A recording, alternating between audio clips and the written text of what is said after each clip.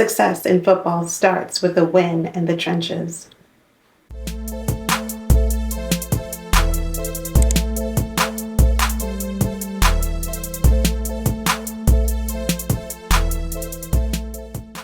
Welcome back. I'm Yolanda. The Baltimore Ravens defense was stellar and stout throughout the entire 2023 season. Arguably, they were the best defense in the league, right up there with the ranks of the San Francisco 49ers and the Cleveland Browns. The Ravens only allowed 16.5 points per game. They imposed their will on other teams. But this is the area where I think our team will look very different moving into 2024. But first, let's recap 2023. Let's start with the defensive line. This is comprised of Broderick Washington, Justin Madubuike, and Michael Pierce. Justin Madubuike had a phenomenal year. He was outstanding. He imposed his will all season long. Justin was motivated, he played with a vengeance, and PFF graded him 75.1. He had 35 tackles and 14 sacks. And I was hoping that the Ravens and Justin would be able to work out a contract extension, but from what I'm hearing, it might be franchise tag. But either way, I just hope we are able to keep Justin and that he plays next year for us because he was remarkable. And Michael Pierce recorded similar stats. He was graded a 77 from PFF. Together, those two were a definite force. And the next person, Broderick Washington, there is noticeable drop-off in talent when we speak of Broderick, especially since we paid him $15 million last offseason. I expect more. But overall, PFF graded him a 43.8. I'll not spend too much time here because I really don't need to. Let's just say we need to see a significant improvement in Broderick Washington next season. The most obvious and noticeable deficiency from the D-line was their complete inability to stop the run. Through several frustrating and nerve-wracking games, I found myself saying, I miss Calais Campbell. Ravens, this is an area that I hope we are prepared to coach up and address this offseason because next year there'll be no excuse. Inside linebackers. Here we have the dynamic duo of Patrick Queen and Roquan Smith. Words cannot begin to describe how grateful I am to have Roquan Smith on our team. He elevates others around him through his accountability. He holds himself accountable and to the highest standard. When he says play like a Raven, he means it. And what an inspiration he is to others. Yes, while it is true that Patrick Queen was on an upward trajectory in terms of his performance before we acquired Roquan, but we cannot ignore the fact that Patrick Queen skyrocketed in terms of his performance once we got Roquan.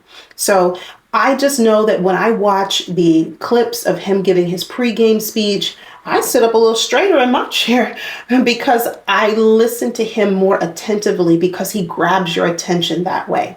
And when he is on the field, he is certainly a force. He means business. And play after play, he is unstoppable. Love to see it.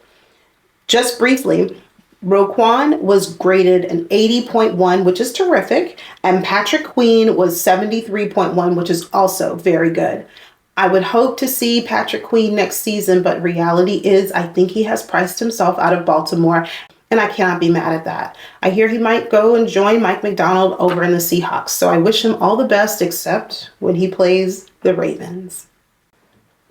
Outside linebackers. Here we have Kyle Van Noy, Jadeveon Clowney, and yes, my guy, Odafe Oweh. Kyle Van Noy is such an inspirational story. He came straight off the couch and was an instant contributor all season, a major force for this defense. And Clowney had arguably the best season in his career thus far since being in the league. Clowney had 22 tackles, 10 sacks, 2 forced fumbles, and received a grade of 85.7.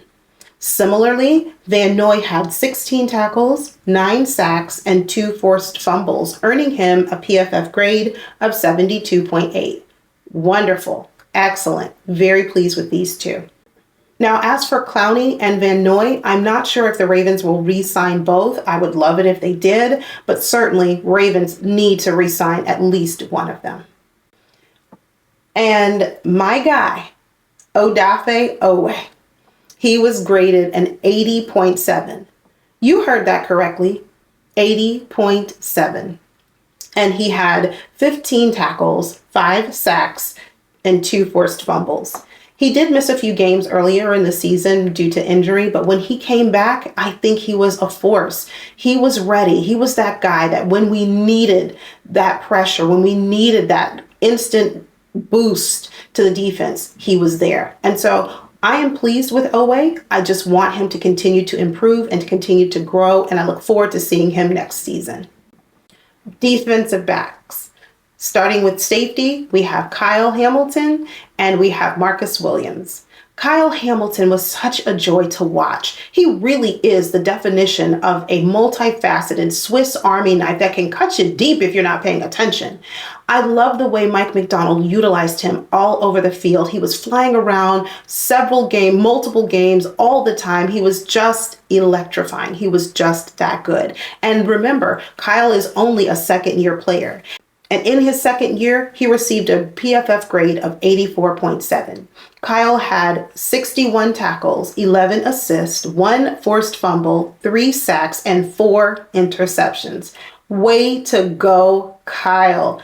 Awesome. And one thing I love about Kyle is that although he is playing at such a great level, every time he's interviewed, he says, I need to improve. I'm going to improve. There are areas where I can get better. And to hear that from a second-year player, knowing that he's achieved so much, the sky's the limit for him. And so I'm excited for him next season.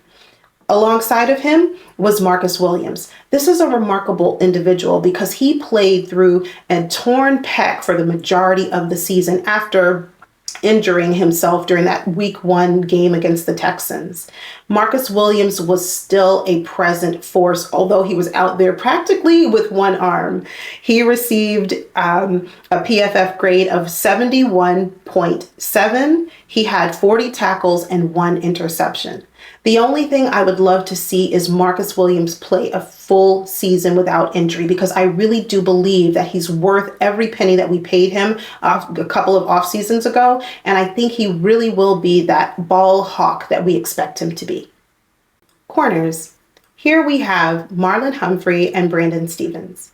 Marlon Humphrey did not have a very good year. He was average at best. I won't even mention his PFF grade because it's very low, but just know that I think for me, I've gotten spoiled by Marlon because he's always played at such an all-pro Marlowe level that this year just didn't wow me. So I know he's been dealing with injuries, and hopefully he takes the time to rest up and heal during this offseason so we can have a full, healthy version of Marlon next year. But I do think that Marlon needs to improve and stay focused on the game. So we'll see what happens with Marlon next season. Brandon Stephens. He was great. He was solid. He was a good contributor. PFF graded him 69.2. He had 69 tackles, 9 assists, 2 interceptions. I was very pleased with Brandon Stephens overall. And I know I'm talking primarily about starters, but I must take a moment to say a huge shout out to Geno Stone and Ronald Darby. Those two individuals did great. When it was time for them and their number was called, they were ready. And I didn't even know anything about Ronald Darby, so I really didn't have an expectation of him going in.